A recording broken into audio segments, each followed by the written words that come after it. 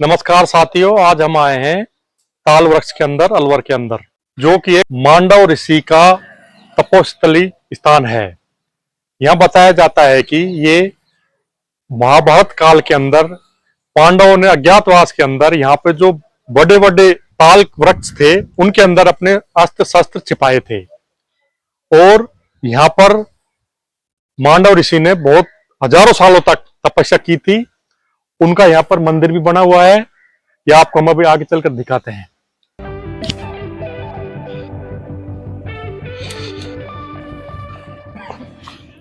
महाराज जी, हमें अपने यहाँ की पूरा इतिहास चाहिए। तालवृक्ष पे किया। हाँ, आप ये बताइए। देखो, ये मांडव ऋषि जी की तपोभूमि है, जहाँ मांडव ऋषि जी ने तपस्या की थी।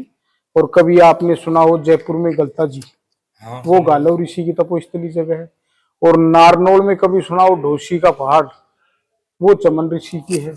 और अपने नारायणी माता के पास में एक टैला के पास में पारासर है, वो पारा ऋषि की है। तो मांडव ऋषि ने यहाँ तपस्या की है, उनके तपोबल से यहाँ गर्म और ठंडा जल है। दाईं साइड में गर्म पानी के चश्मे हैं और बाईं साइड में ठंडे पानी का है। और ये जो आपको ये प्राचीन जो छतरियां दिख रही है, ये रजवाड़ों के टाइम की हैं, राजपूत शासन काल की।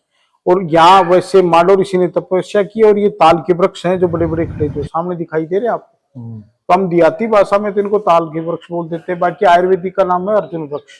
अच्छा, इसमें बेटा, और ये प्राचीन है। जब ये बताते हैं कि राजा विराट का जब पांडव रहे तो अर्जुन ने अपने यहाँ शस्त्र छुपाई थी, तो इसलिए इसका नाम देहाती भाषा में ताल है, बाकी आयुर्वेदिक का नाम है अर्जुन वृक्ष।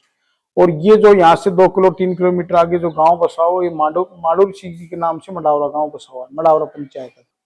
और ये अभ्यारण्य क्षेत्र में आता है। सरिस्का में टाइगरों का है, लेपर्ड पैंथर की यहाँ मूवमेंट है। और बाकी अभी जंगलात वालों का फालतू का वो है, मेन जंगल है वो तो सब नष्ट भ्रष्ट हो चुके। सही। और अभी तो मंदिरों को मुद्दा बना रखा है कि भाई ये फॉरेस्ट में आते हैं। अब ये फॉरेस्ट में तो है ही, फॉरेस्ट बाद में आया है। मंदिर देवरा ये राजवाड़ों के टाइम के, कोई आज की तो है नहीं। बगल में गंगा महारानी का मंदिर है, सामने भगवान शंकर का है।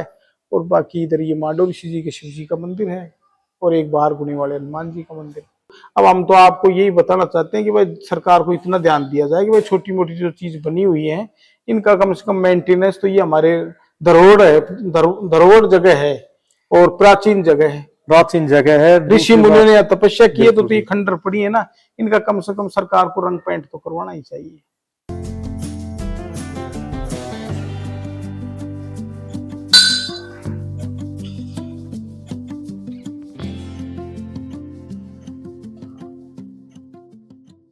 यह प्राचीन शिव मंदिर है और ये सामने जितनी भी छतरियां हैं ये सारी की सारी 200-250 साल पुरानी छतरियां के बारे में बताया था हमें।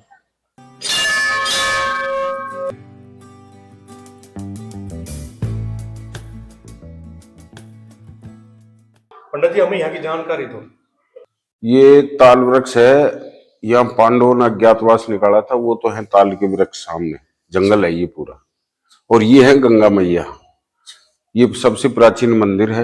इनके चरणों से, एक चरण से गर्म और एक से ठंडा पानी निकलता है। मांडव ऋषि ने यहाँ तपस्या करी थी, वो धुना है उधर। हाँ, पहले चंपावती नगर था राजा लोम की, उसके बाद में जो है ना प्रायश्चित के लिए गंगा बहाई थी। पहले तो इस नगरी को नष्ट का श्राप दिया था, उसके बाद प्रायश्चित के लिए गंगा बहाई है। तब से यहाँ से पानी चालू है, एक चरण से गर्म एक से ठंडा। ये है यहाँ की।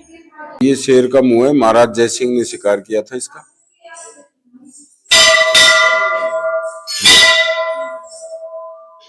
ये मांडव ऋषि जी का धूना है, यहाँ पर वो तपस्या करते थे।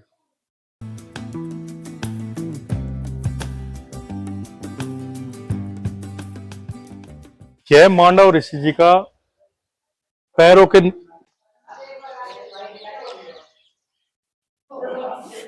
यहाँ पर बहुत प्राचीन शिवलिंग है जिसके बारे में हमें पंडित जी ने बताया था। इसको हम देखने के लिए यहाँ पर आए हैं।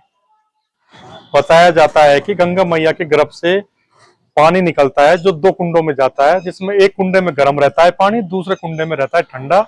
जिस कुंडे में पानी गर्म रहता है उसको हम दिखाने के लिए आपको चलते हैं। मांडव ऋषि जी का पैरों के चिन्ह बनाए हुए हैं, उनकी छतरी है ये बताया जाता है। यहाँ पर पंडित जी से हमारी बात हुई थी जब उन्होंने जानकारी दी थी हमें इस चीज की। हम कुंडे में आकर पानी उठाया है तो ये पानी बिल्कुल उबलता हुआ निकला। ये देखो, बहुत ही गर्म पानी है ये।